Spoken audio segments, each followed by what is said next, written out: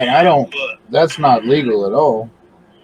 well, he did, and get look. Let me tell you what happened on the jury. Now he ruled that the Sevier County case could actually come in. That he was going to use the evidence, but they could not know anything about the Sevier County conviction or even the Sevier County trial, if he was even a trial at there. And Right. every one of the juries now saying, yeah, we knew all about the Sevier County trial. That they even give them. Let me tell you just a few things that they've done with the jury members out there. How tiny this jury was. I think it was the first day that they're supposed to be sequestered. They're sitting out in the hallway.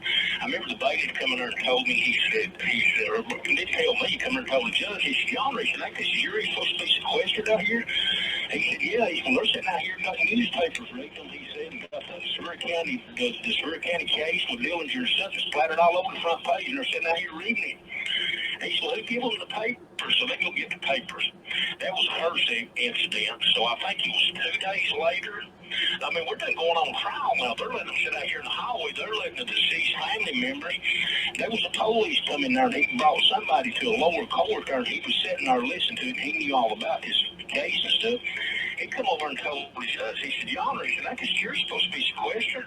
He said, yeah. I said, what about it? He said, well, he said, and they said, there's another witness there too, Amy King. They come in and told him the same thing. He said, the officer told him, so they're sitting out here, the deceased family members, just tell them that they've done this, they've done that, we want you to do this, we want you to do that. I mean, they're just sitting up there saturating the whole jury out there in the hallway. And I think they was letting them do it. But this is just the start of what happened to this jury. Now, I think it's the following day after that, this woman comes out of a woman tells the bailiff, she said, I need to see the judge. So she comes in, the judge said, well, bring her in here. So they brought her in the courtroom, and the woman said that had actually come in there and wanted to see the judge. They brought her out there, and he said, what's going on? She said, we got a woman back here who won't shut her mouth. She's telling us that her next door neighbors, the head detective in this case, James Winder, the one I'm telling you, that controls both cases, said he's her next door neighbor, and they sit on the porch and drunk beer, and he told her this about the case, that about the case. Now go figure, you know this woman had to be planted on this second jury that they had down there. You don't just accidentally, I don't believe, get the next door neighbor that's sitting drunk beer with a head detective on this case ends up on your jury. I mean, I don't believe that. But anyway, the judge refused to take her off the case. He brought her out there, and the first thing he asked her, well, I thought you said you didn't know nothing about this case, and you got on there, and she went in this time, well, I didn't realize what you meant with this, and played real dumb, you know. So I think it was the next day. I mean, it was like a circus show with the jury. I think it was the next day. You had another guy, another person, or bailiff come out there and said, Your Honor, we got another person on the jury, which is another female, said, we want to talk to you. So she comes in there, and he asked her what was going on, and she said, well, Your Honor, we got somebody back here who won't shut up on the jury. Said he's saying no matter what happens, he's voting guilty, and so nothing can change his mind. So the judge brings him out there, and I bet you the judge asked him 20 times, could he change his mind? He said, I don't care what I'm voting guilty. And the reason this was, his ex-wife, this is what he said, came and seen him while he was supposed to be sequestered at a motel, came and seen him and told him she wanted him to vote not guilty because she knew my people and stuff, and she wanted him to vote not guilty. So he's back to telling jury members, I hate her so bad. He said, this is his very words. I hate that bitch, and this despite her, I'm going to vote guilty. I don't care what the evidence shows I'm voting guilty, no matter what. Judge won't put him off the case. No, leave him on the case, and it was really it was a circus is really what it was. But it was just unbelievable. We had statements, and these statements that really got the conviction. We had this woman named Barbara Gordon. She gave like about 5 different statements, and she's the one that said that she seen a truck that looked like my co-defendant's James Dillinger come out of an area where the body was found up there. And this is all just a lie. The first statement that she originally gave was that she had seen a fire. She had seen a fire days before that, and she didn't know what it was. She thought somebody was back there camping or something like that. But the area actually where her house is at, you don't even go by her house where this area is.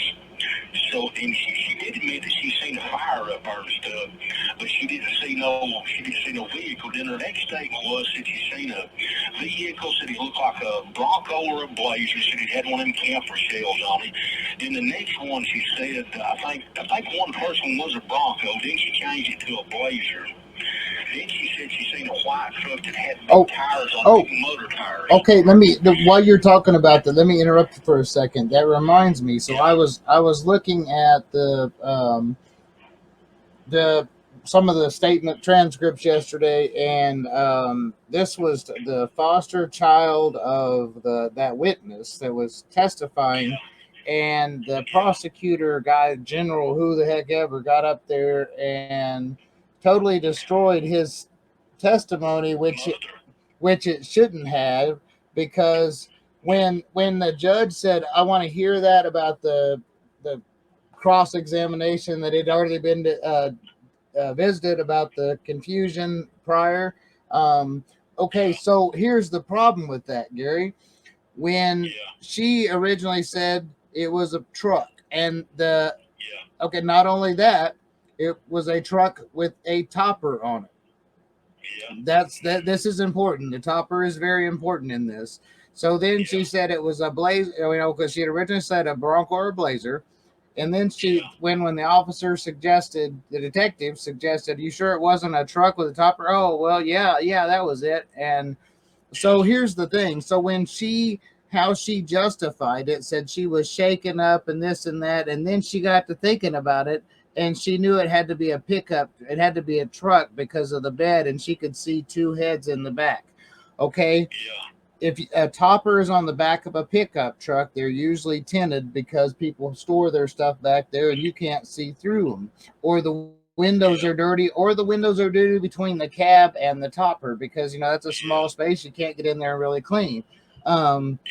So, and a Bronco or a Blazer, even, like I told Carolyn, we have a 93 Bronco sitting right out here in the driveway, and I can see the back of our heads from the inside. So she just basically said she lied, because for her to say that, but that was the trucks that had, she knew it had to be a pickup truck, because basically a Bronco and a Blazer is a pickup truck with a topper on it, but just no bed separator. It's just one piece.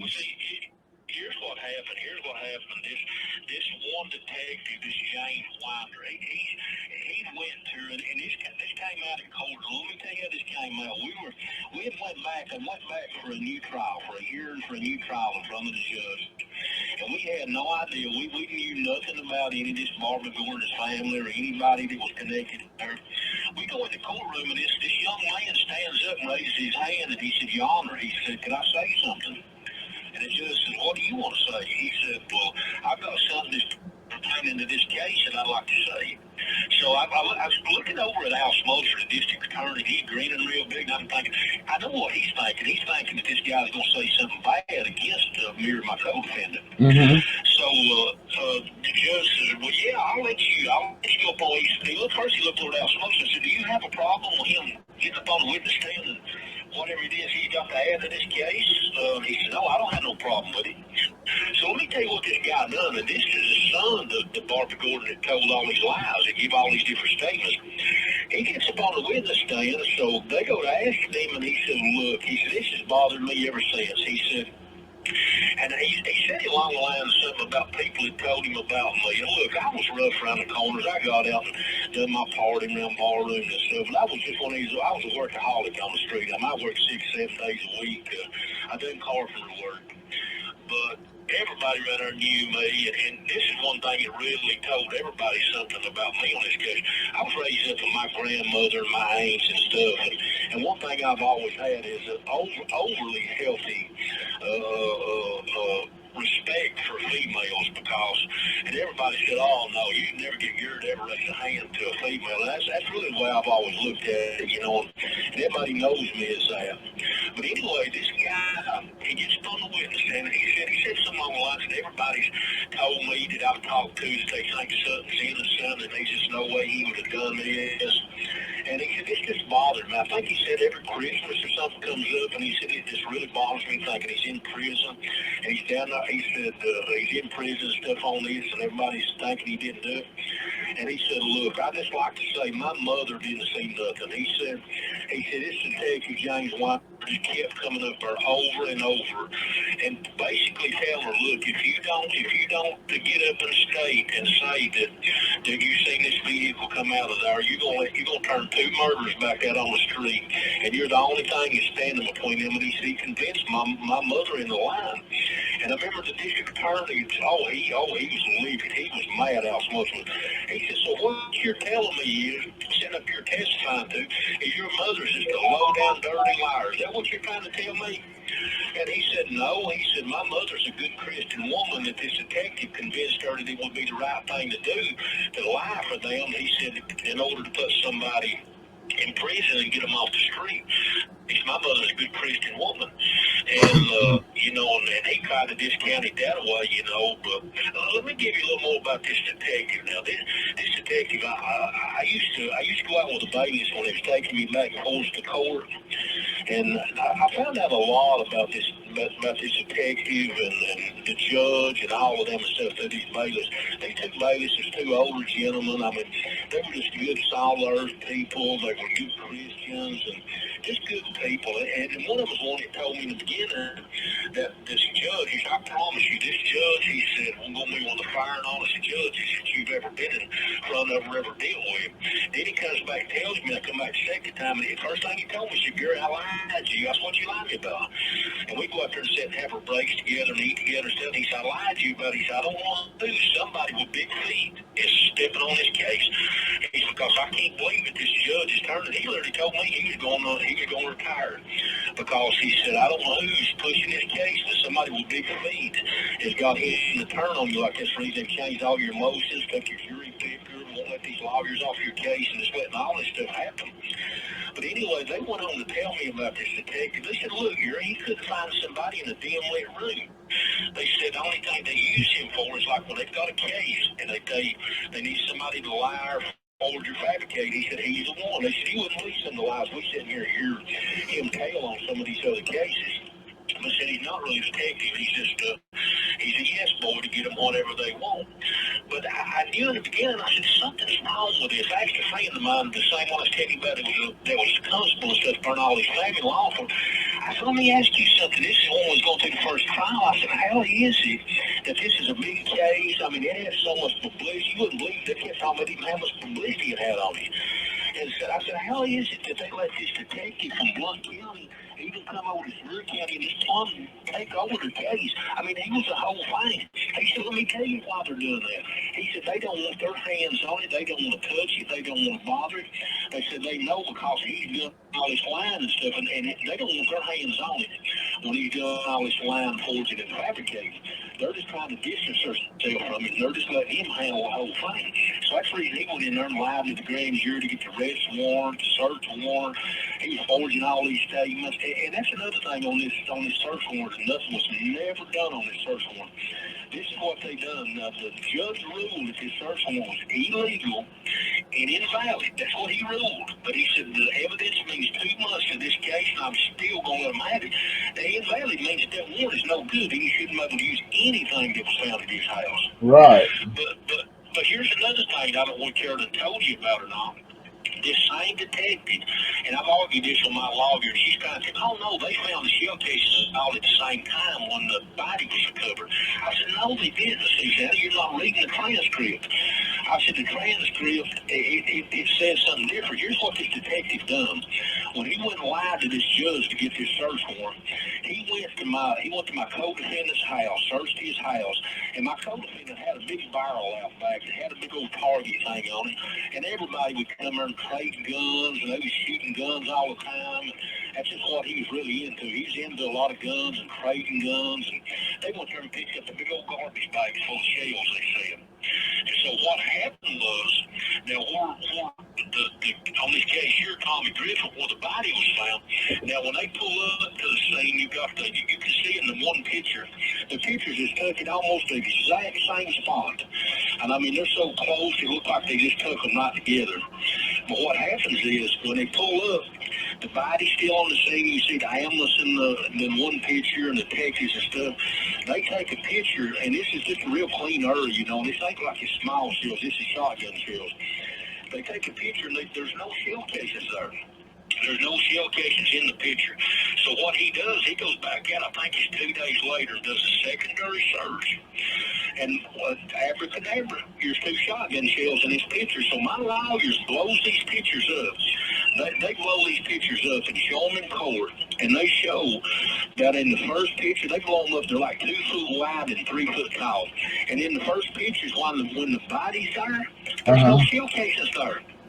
He goes back out 2 days later, does his secondary search, and takes another picture,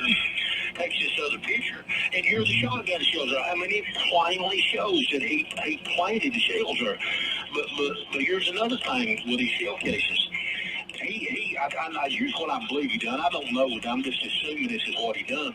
When he went to search my uncle's house, when he got this bag full of shells, he probably got 4 shells that probably was the same color, probably the same brand.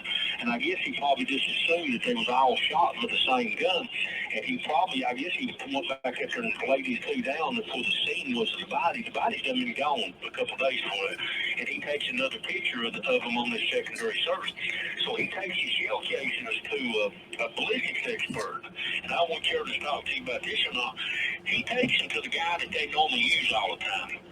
So evidently the guy tells him no, they don't match. So he takes him to the second guy, the third guy, the fourth guy, the fifth guy. And I think it was like 6 guys. They even mailed them at one point to Ohio to an expert to better look at them. But here's what happens is, and I told Susan, I said, Susan, my lawyer, I said, don't you think, or just use a little bit of common sense, if this man, the first one that he took these shells to, if he had told them that they were a perfect match, it would have been one and done. They would never look at nobody else. I said, this is the same guy that's done all this forging and fabricating and stuff.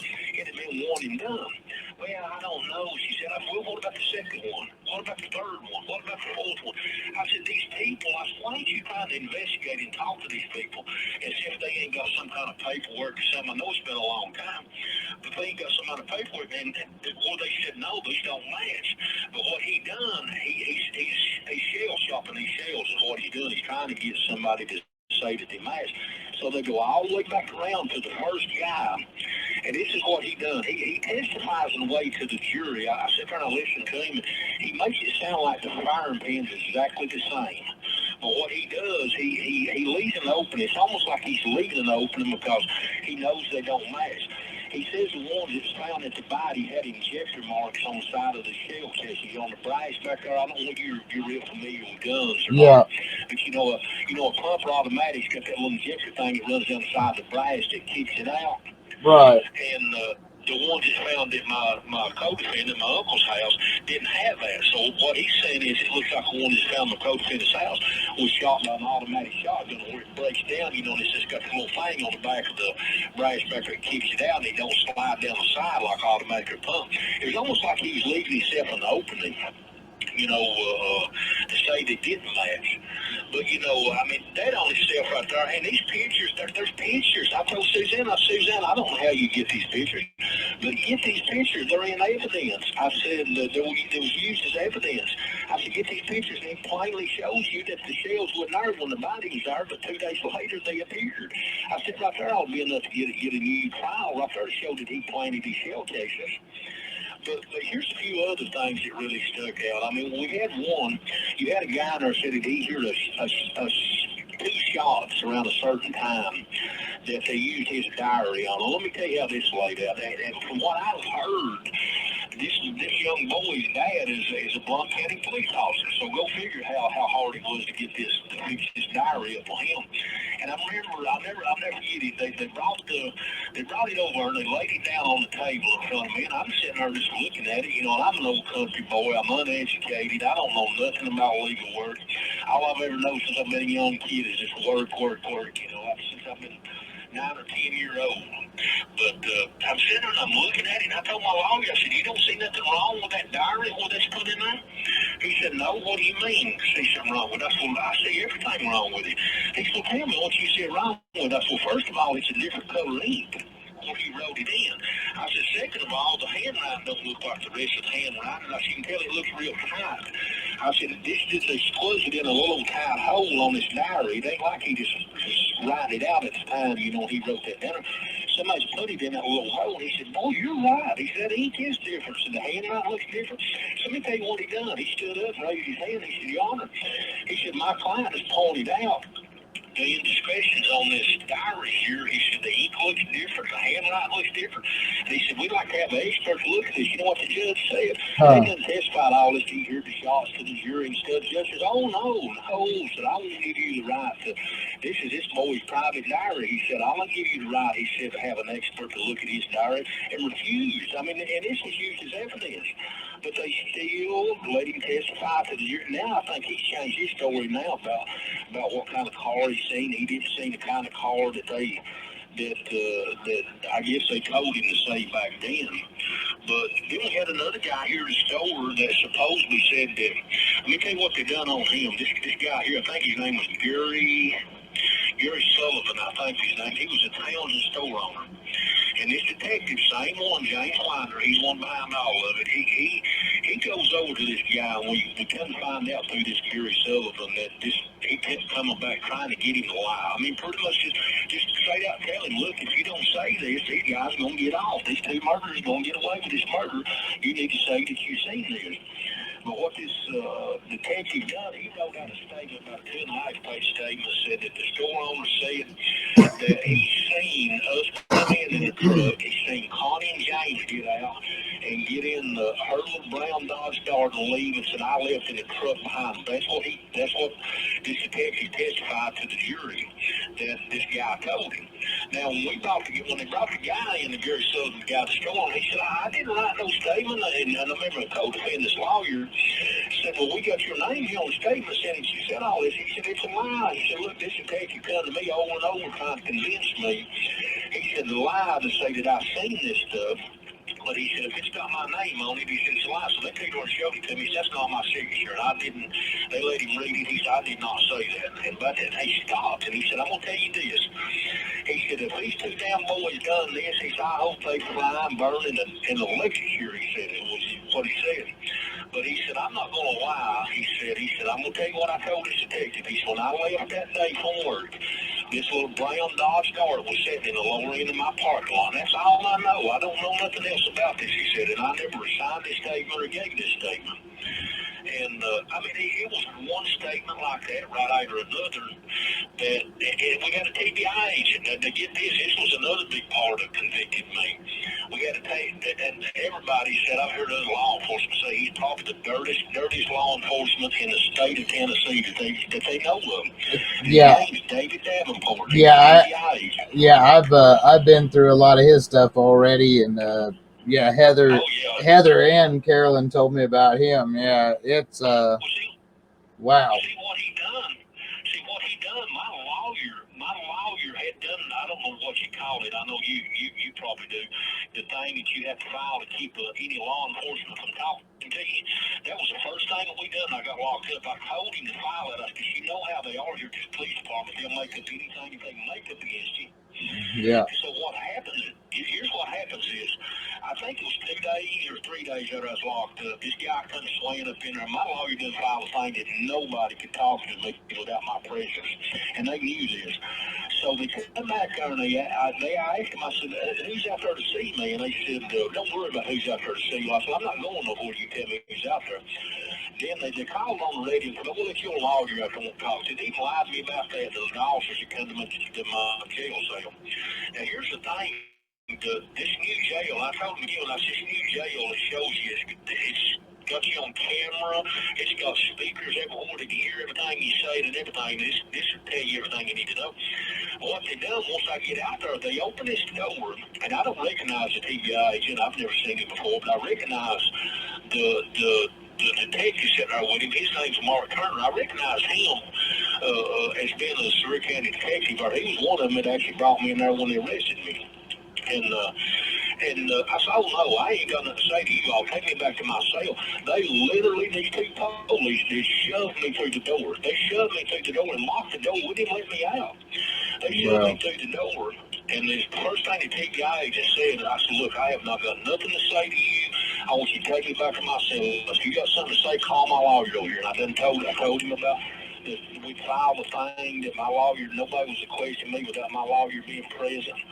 And then he goes off on his rant. Well, he said, look here, Mr. Sutton. He said, I like to try to help everybody and give everybody a chance. He said, nobody believes you done this. He said, from everything I've heard, ain't nobody believes you done this. But he said, let me tell you something. He said, I know what you're thinking right now. There's no evidence against me. And he said, they ain't. He said, but 6 months down the road, I'll have him waiting around the corner. He said, to testify against you. And about this time, he looked out the window, and I'll never forget this. He looked out the window, and there's a fire hydrant right outside the window. And he said, you know something? I think he told me he'd been a TV agent for like 19 years. And he said, you know something? I could charge and convict that fire hydrant out there for first-degree murder. Do you understand that? He said. And I said, look, take me back to my cell. I ain't got nothing. I said, Danny gets real nasty then. Oh, he gets real buggered out. Let me tell you something, Mr. Sutton. He said, I'm going to put your eyes, he said, on the death row. If I don't, he said, I'll at least get you a life sentence. He said, if you don't talk to us and tell us what your uncle did. And he said, you'll be lucky. He said, if you just end up with a life sentence, he said, that little girl you got, he said, little girl, you'd be lucky. I think he told me you might be in your early 80s or something like that. He said, this thing distracted me. They turned the coffee on out here. They're coughing a bunch of stuff or something. But anyway, he said, you'll be too old to play with her. He said, then we get in a real serious argument. Then, I mean, even to a point of fighting. So this whole time, this stuff happened within about 5 minutes. And here's how the lie come out. Now, they let him get up in the Sutton County case. Oh, he testified. Said that I told him that I was with James all weekend. My co-defendant was never away from his side. That was all just a lie. Told him, he said, I told him I had a headlight out on my car. Pretty much everything that he wanted me to say, he wrote down in his statement. So when he gets over to Blunt County on this death penalty case, and at the time I'm thinking the judge has a personal problem with him. I realize now what this is all about when looking back. You know, hindsight's 2020. But when he comes over and they bring him in, and they first bring the detective in that's with him and put him up on the witness stand and ask him, said, did Mr. Sutton talk to you and stuff and give his statement to y'all and stuff? Oh, yeah. He said, he gave us his statement. He said, did you sign his statement? Yeah, I signed it and stuff, he said. So he goes on, so they bring him to the agent there and put him up, and boy, the judge goes on and goes off on him.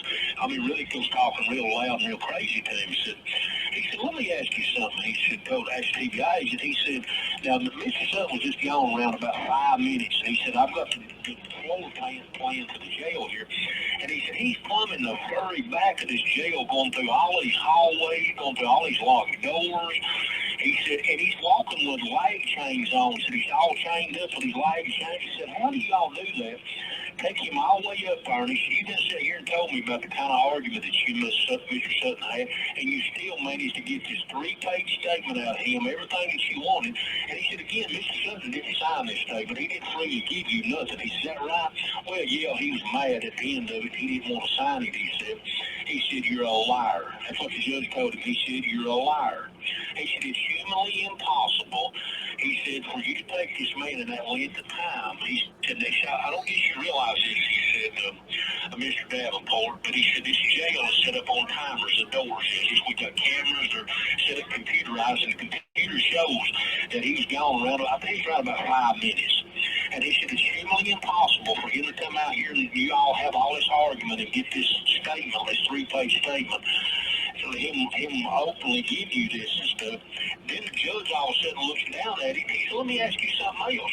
He said, whoever signed your name to this, David Davenport, looked like to me the same one signed Mark Turner as this detective. He said, look like the same exact handwriting. He said, how's that so? He said, well, he said, every who signed one signed up. He said, well, come to think about it, maybe I think I did sign Mark Turner's name to it. He said, now you're expecting me to believe that the detective sitting there beside you when they take his statement and you want him to sign his name to it? You just put, oh, don't worry about it, I'll sign your name to it for you. He said, you're expecting me to believe that? He said, I think he told him, he said, you're a liar. He said, you're a disgrace to the body. He said, I will not let you testify in my courtroom. But here's where the problem comes in next. They won't let him testify in front of the grand jury.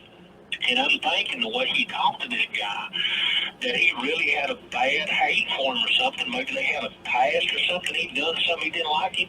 But I got to think about it on down the road after trial. So I'm thinking they've done that for a reason, I believe. I believe the reason they've done that, they still let him use the evidence from Sevier County saying that I was with James along this whole weekend and I had a headlight out on my car. They used a statement that he used from the Sevier County trial. But the reason they wouldn't let him testify is because he done caught him in these lies and they didn't want to open him up to my attorneys. I believe that was what that was all about. Oh, yeah.